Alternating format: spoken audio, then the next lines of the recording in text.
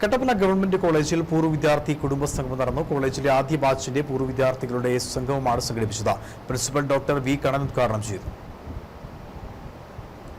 Kattappana government college ആരംഭിച്ച 1977, 78, 79 ബാച്ചിലെ പൂർവ്വ വിദ്യാർത്ഥികളുടെ സംഘടനയായ മുന്നോടിയുടെ കുടുംബസംഗമമാണ് നടന്നത്.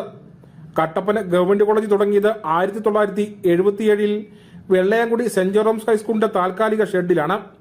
ഒപ്പം യാത്ര, ഭൗതിക സൗകര്യങ്ങൾ ഒന്നും ഉണ്ടായിരുന്നില്ല. കഷ്ടപ്പാട് സഹിച്ച അന്നത്തെ കുട്ടികൾ വിവിധ തുറകളിൽ ഉന്നത സ്ഥാനങ്ങൾ വഹിച്ചിട്ടുണ്ട്. മൂന്നാമത്തെ ബാച്ചിന്റെ 2ാം വർഷമാണ് നിലവിലുള്ള ഗവൺമെന്റ് കോളേജിന്റെ സ്ഥലത്ത് ഷെഡ് കെട്ടി കോളേജ് തുടങ്ങിയത്.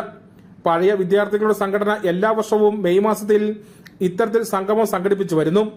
ഗവൺമെന്റ് കോളേജ് കോൺഫറൻസ് ഹാളിൽ നടന്ന സംഗമം പ്രിൻസിപ്പൽ ഡോക്ടർ വി കണ്ണൻ ഉദ്ഘാടനം ചെയ്തു. ചടങ്ങിൽ പ്രസിഡന്റ് KJ മാത്യു അധ്യക്ഷനായിരുന്നു.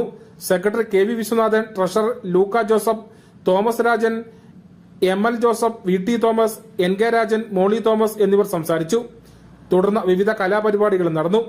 KJ Mathew, KV Viswanathan, Luka Joseph എന്നിവർ ഭാരവാഹികളായി 20 അംഗ കമ്മിറ്റിയും തെരഞ്ഞെടുത്തു. News bureau, Kattappana.